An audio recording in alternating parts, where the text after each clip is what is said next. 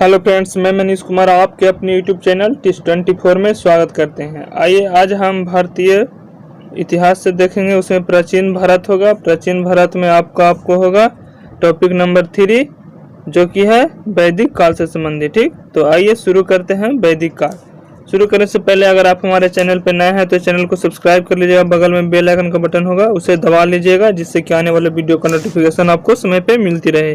तो आइए शुरू करते हैं और देखते हैं वैदिक काल में। फर्स्ट क्वेश्चन, वेद शब्द का अर्थ क्या है?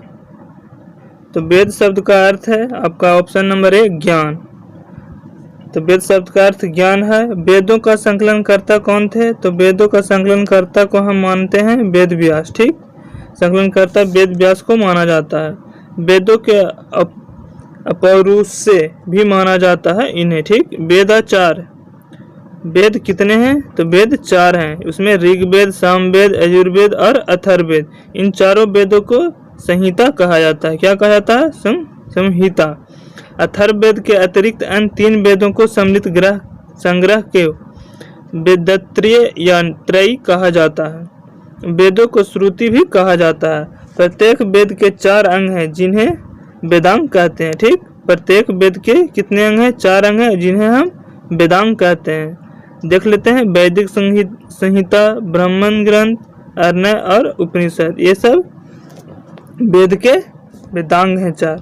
अगला क्वेश्चन देखते हैं। सबसे प्राचीन वेद कौन सी है? तो सबसे प्राचीन वेद आपको हो जाएगा ऋग्वेद। ऋग्वेद है सबसे प्राचीन वेद है। अगला देखते हैं। ऋग्वेद सबसे प्राचीन वेद है। इस वेद में 10 मंडल हैं। ठीक, इस ऋग्वेद का सबसे प्राचीन वेद है। इस वेद में 10 मंडल हैं और 1028 सूक्त हैं। ठीक, तथा 10,580 ऋचाएं हैं ऋग्वेद में। इस वेद में सुदास व भारत के मध्य हुए दशराग युद्ध का वर्णन किया गया है। ऋग्वेद को मंत्रों का उच्चारण करने वाले ऋषि को होत्री, ऋग्वेद में जो मंत्र है उसको उच्चारण करने वाले ऋषि को हम होत्री या होता कहते हैं। प्रसिद्ध गायत्री मंत्र ऋग्वेद में ही है। ठीक, मिलता है जो 3 मंडल में है। ऋग्वेद के 10वें मंडल को पुरुष सूक्त में, ऋग्वेद के 10वें मंडल पुरुष सूक्त में सर्वप्रथम शूद्रों का उल्लेख मिलता है। ठीक, शूद्रों का उल्लेख किस में मिलता है? तो ऋग्वेद के 10वें मंडल के पुरुष सूक्त में। तो ऋग्वेद को 5 शाखाएं हैं, शाकल, वास्कल, अश्वलायन, सांख्यान और मंडूक्या। ठीक, ये ऋग्वेद के शाखा हैं। तीसरा क्वेश्चन देखते हैं। किसका संकलन ऋग्वेद पर आधारित है? तो इसका आंसर होगा option number B, Samaveda. Samaveda पर आधारित है। आगे देखते हैं। सामवेद का संकलन ऋग्वेद पर आधारित है। साम शब्द का अर्थ क्या होता है? तो गान। साम शब्द का अर्थ है गान। इस प्रकार सामवेद में संकलित मंत्रों को देवताओं के स्तुति के समय गाया जाता है। सामवेद में कुल 1810 छंद हैं। कितने? सामवेद में आपको 1810 छंद हैं, जिनमें 75 के अतिरिक्त शेष ऋग्वेद से ले लिया गया है। यानी 75 को ऋग्वेद से लिया गया है। सामवेद की 3 शाखाएं हैं, कौथुमीय, जैमिनीय एवं रामायणीय। ये तीनों आपको सामवेद के शाखाएं हैं। सामवेद का गायन करने वाले पुरोहित को उद्गाता कहा जाता है। ठीक, सामवेद को भारतीय संगीत शास्त्र का मूल भी कहा जाता है। भारतीय संगीत शास्त्र का मूल किसे कहा जाता है? तो आपको सामवेद को। आगे देखते हैं। अगला क्वेश्चन, बोगा जई कोई महत्वपूर्ण है किसके लिए? यहाँ पे देख लेते हैं। बुगाज कोई महत्वपूर्ण है किस लिए? तो इसका आंसर होगा ऑप्शन बी, यहाँ से प्राप्त अभिलेखों में वैदिक देवताओं एवं देवियों का नामों का उल्लेख प्राप्त है। ठीक, इसलिए ये प्रसिद्ध है, महत्वपूर्ण है। आगे देखते हैं। तो सर्वाधिक प्राचीन अभिलेख मध्य एशिया के बोगाज कोई नामक स्थान से प्राप्त हुआ है। ठीक, ये लगभग 1400 ईसा पूर्व का अभिलेख है। इस अभिलेख में हित्ती राज सुबिलिम्पा और मिंतनी राज मत्ती अजा के मध्य हुई संधि का उल्लेख है। संधि के साक्ष्य के रूप में वैदिक काल के देवी देवताओं इंद्र, मित्र, वरुण तथा नक्षत्र या अश्विन का उल्लेख किया गया है। ठीक, आगे चलते हैं। प्राचीन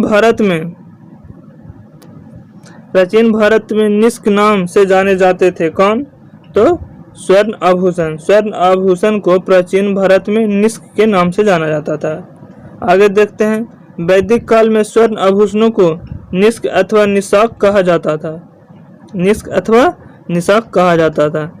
कुकरी, कुरीर एवं कर्ण शोभन भी आभूषण थे उस समय के।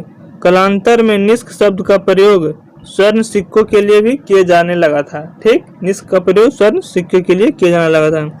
जबकि बौद्ध जातक में क्रमशः 3 प्रकार के स्वर्ण सिक्कों का उल्लेख मिलता है। किसमें? बौद्ध जातक में। क्या क्या?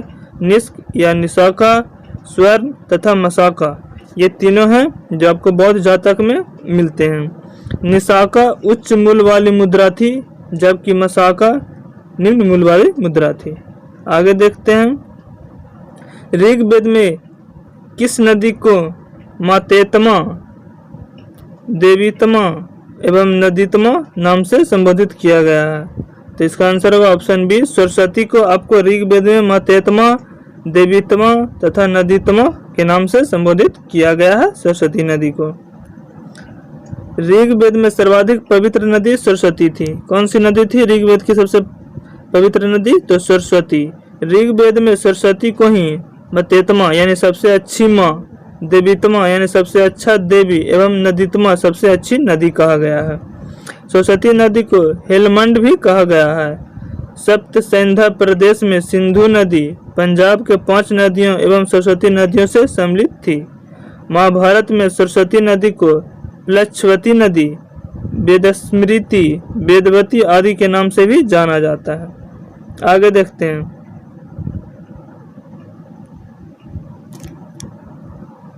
अगला क्वेश्चन है, पुराणों की संख्या कितनी है? तो देख लेते हैं। पुराणों की संख्या आपको 18 है। पुराणों की रचना लोमहर्ष ऋषि तथा उनके पुत्र उग्रश्रवा द्वारा किया गया था। आगे देखते हैं। पुराणों की संख्या कितनी है? 18 है। इसे फर्स्ट है, पहला पुराण आपको है जो मत्स्य पुराण है, जो सबसे प्राचीन पुराण माना जाता है। उसके बाद मार्कंडेय, भविष्य, वामन, ब्रह्मांड, ब्रह्मवर्त, ब्राह्मण, भगवत, वराह, विष्णु, वायु, अग्नि, नारद, पद्म, लिंग, गरुड़ एवं कूर्म आदि आपको इसमें मिलते हैं। पुराणों की संख्या 18। स्कंद, लास्ट में स्कंद पुराण है। पुराणों में सबसे प्राचीन पुराण आपको मत्स्य पुराण माना जाता है। आगे देखते हैं। यज्ञ संबंधित विधि विधाओं का ज्ञान होता है कहाँ, किस वेद में? तो आपका आंसर होगा यजुर्वेद में। यजुर्वेद में यज्ञ संबंधी विधि विधाओं का ज्ञात है। ठीक, यजुर्वेद मूलतः कर्मकांड से संबंधित ग्रंथ है। ठीक, कर्मकांड से संबंधित ग्रंथ है। इसमें मूल रूप से यज्ञ यानी यजुष संबंधित विधि विधान तथा मंत्रों का संकलन किया गया है। गद्य एवं पद दोनों लिखे गए हैं यजुर्वेद में। यजुर्वेद के 2 मुख्य भाग हैं। शुक्ल यजुर्वेद यानी उत्तर भारत केवल पद में, और कृष्ण यजुर्वेद दक्षिण भारत जो कि पद और गद्य दोनों में लिखे गए हैं। यजुर्वेद को पुरोहित अथर्वयु कहलाते हैं। शुक्ल यजुर्वेद को वात्स्यनीय संहिता के नाम से भी जाना जाता है। आगे देखते हैं। आध्यात्मिक ज्ञान के विषय में नचिकेता और यम का संवाददाता किस उपनिषद से वर्णित है? नचिकेता और यम का संवाद, तो इसका आंसर होगा ऑप्शन डी, कठोपनिषद से संबंधित है। किससे? कठोपनिषद से। कठोपनिषद एक कृष्ण यजुर्वेदीय उपनिषद है जिसमें अध्यात्मक ज्ञान के विषय में नचिकेता और यम का संवाद वर्णित है। याज्ञवल्क्य, मैत्रेयी संवाद एवं राजा जनक के दरबार में ब्रह्मचर्चा का वर्णन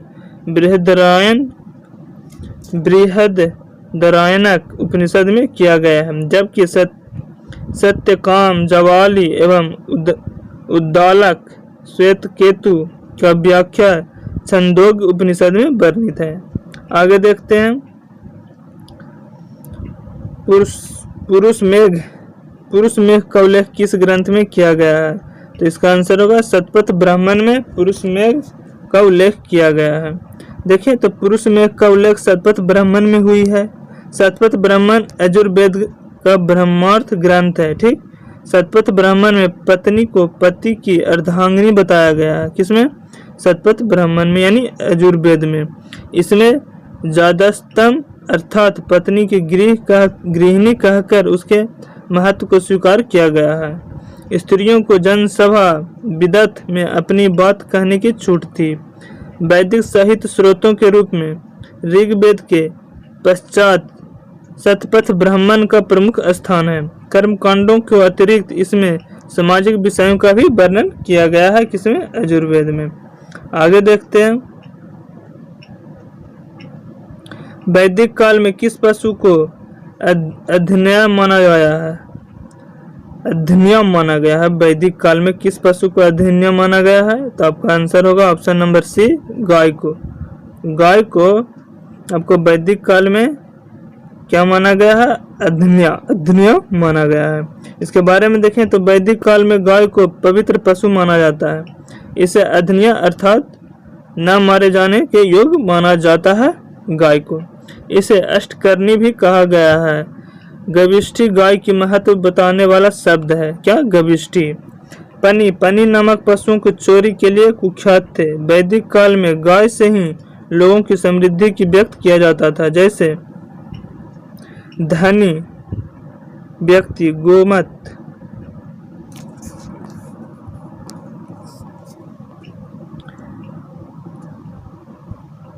धनी व्यक्ति गोमत, राजा गोपति, समय गोधूली, पुत्री दुहिता कहलाते थे। ठीक, आगे देखते हैं, किस वैदिक साहित्य में मोक्ष की चर्चा मिलती है? तो आपका आंसर होगा उपनिषद में आपको मोक्ष की चर्चा मिलती है। मोक्ष शब्द का प्रथम बार उच्चारण आपको श्वेताश्वतर उपनिषद में किया गया था। श्वेताश्वतर उपनिषद में किया गया है। उपनिषदों में संसार तथा आत्मा एवं परमात्मा को संबोधन के विषय में प्रमुख दार्शनिक विचारों का वर्णन मिलता है। उपनिषद का शाब्दिक अर्थ है समीप बैठना। ठीक, उपनिषद को वेदांत भी कहा जाता है। उपनिषद की कुल संख्या आपको 108 है। ठीक, उपनिषद की जरूर याद रखिएगा, ये भी आई है, बहुत सारे जगह ये पूछे गए हैं। तो आपको ये याद रखिएगा कि उपनिषद की आपको कुल संख्या 108 है। उपनिषद को शंकराचार्य ने ब्राह्मण ज्ञान कहा है। ठीक, उपनिषद को शंकराचार्य ने ब्राह्मण ज्ञान कहा है। सत्यमेव जयते शब्द कहाँ से लिया गया है? तो सत्यमेव जयते आपको मुंडको उपनिषद से लिया गया है। भारत का राष्ट्रीय आदर्श वाक्य कौन सा है? तो सत्यमेव जयते है। ठीक, जो कि मुंडको उपनिषद से लिया गया है। मुंडको उपनिषद के अनुसार इसका अर्थ है कि सत्य की ही विजय होती है। इसमें याज्ञ को टूटी हुई नौका के समान बताया गया है। किसे? टूटी हुई नौका को, जिस पर भरोसा नहीं किया जा सकता है। गोत्र शब्द का प्रयोग सर्वप्रथम कहाँ हुआ था? तो गोत्र शब्द का प्रयोग सर्वप्रथम आपको ऋग्वेद में हुए थे। ठीक, गोत्र शब्द का सर्वप्रथम प्रयोग ऋग्वेद में। परिवारवाचक गोत्र शब्द का प्रयोग भी विरल है। गोत्र शब्द का अर्थ है पुत्र